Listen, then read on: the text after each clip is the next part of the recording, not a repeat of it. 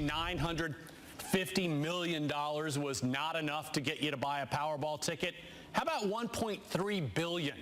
That is the estimated payout Wednesday after no one collected the mega prize last night. Your chances of winning are slim, but if you do, there are some things that you need to think about. Certified financial planner Joe Bert is here to talk about it. $1.3 billion. That's not chump change. I mean, even the cash payout, I haven't checked now, but it's got to be approaching $1 billion just for the cash payout now.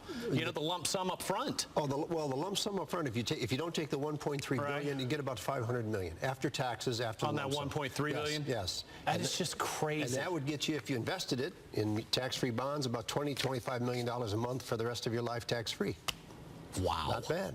Well, that would be tempting to take all of it, just to say, to say you were taking $1 billion. You know, it all depends on the personality. All depends on the individual.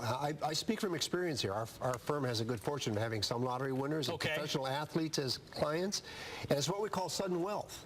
And it could be a blessing, and it could be a curse. Yeah, there are a lot of stories out there where it became a curse for people. Yep. So you just mentioned the payment options. You know some lottery winners. Yep. How rare is it for somebody to win? Any one person? The probability of winning is about 1 in 300 million. Tom, it's equivalent to flipping a coin and getting heads or tails 28 times in a row. Okay. That's what's about the equivalent of winning the lottery. But I know we're in trouble. When the first thing my wife asked me this morning, anybody win? And then she said, I says no, and says, we need to buy a ticket. We know it's out of control. It's out of control. Yeah, I mean, we talked to a guy yesterday who has won a type of lottery jackpot 7 times in his life. You know, $1 million jackpots. All right. So, you know, a lot of people are going to say, well, you know what? I'm going to increase my odds. I'm going to go in on an office pool with 2,500 people. Sure.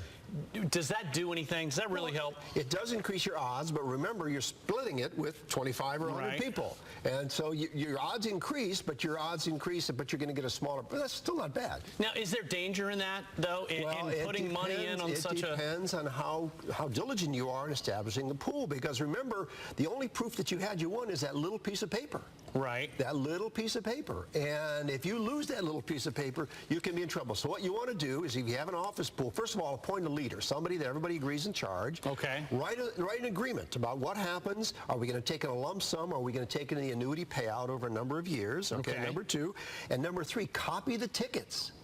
Make photocopies. Be sure everybody, because what happens is somebody goes buys the tickets, and I'll buy for the pool, but this one here I bought for myself. Right. And therein lies the problem. So now you got me thinking, do you need to actually write out a contract and have all the names in it? Oh, without question. It should be written out. Everybody gets a copy of it. Everybody agrees, because you've seen it, I've seen it, it could really create problems. You got to have an agreement. But watch what you do with that ticket. And if you're an individual winner, do not tell anybody. Yeah. Because the instant you tell a family member, you know how quick that goes out on social media and around the world? You'll have people at your front door like that, and that piece of paper is the proof that you won. And it's worth a lot of money. Lock it up, put it in a safety deposit box until you talk to your advisor and figure out what you're going to do. All right, Joe, where can people find you? Just Google me, Joe Bert, 2 words, B-E-R-T. All right, thanks.